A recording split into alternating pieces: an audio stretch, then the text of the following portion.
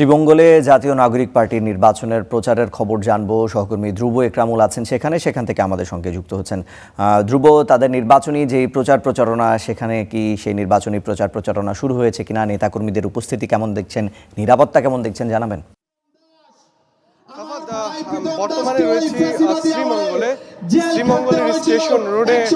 এখন এনসিপির নির্বাচনী যে পদযাত্রা অংশ হিসেবে এখন পথসভা অনুষ্ঠিত হচ্ছে। সেই পথসভায় অংশ নিয়েছেন এনসিপির আহ্বায়ক নাহিদ ইসলাম এবং মুখপাত্র আসিফ মাহমুদ। এখানে আজকের যে প্রার্থী রয়েছেন এই আসনে প্রীতম দাস, এই প্রীতম দাস মৌলভীবাজার 4 আসনে লড়ছেন এনসিপির হয়ে এবং এটি একটি উন্মুক্ত আসন এনসিপির পক্ষ থেকে এই 11 দলীয় জোটে। কারণ খেলাফত মজলিসেরও এখানে একজন প্রার্থী রয়েছেন, যিনি অর্থাৎ 11 দলীয় জোটের 2 জন প্রার্থী রয়েছেন। অন্যদিকে আমরা দেখতে পাই এই আসনটিতে বিএনপির একজন প্রার্থী রয়েছেন এবং তার বিপক্ষে আবার বিএনপির একজন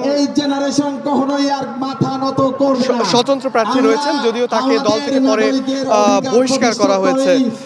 এবং যিনি যার কথা বলছিলাম, এই প্রীতম দাস একজন সনাতন ধর্মের এবং চা শ্রমিকদের নিয়ে কথা বলছেন।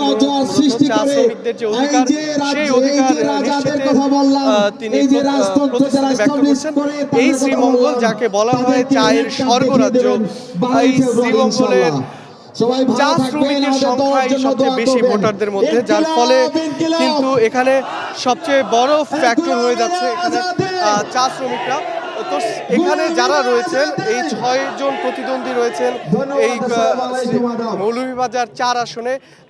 6 জনের মধ্যে 4 জনেরই মধ্যেই বেশ হাড্ডাহাড্ডি লড়াইয়ের কথা শোনা যাচ্ছে এবং এই 4 জন সর্বোচ্চ চেষ্টা করছেন এখানকার যে চা শ্রমিক রয়েছেন যে তাদের অধিকার নিশ্চিতের যে প্রতিশ্রুতি, সেটি ব্যক্ত করার জন্য কিন্তু তারা প্রতিটি জনসভায় এবং পথসভায় তারা প্রতিশ্রুতি দিয়ে যাচ্ছেন।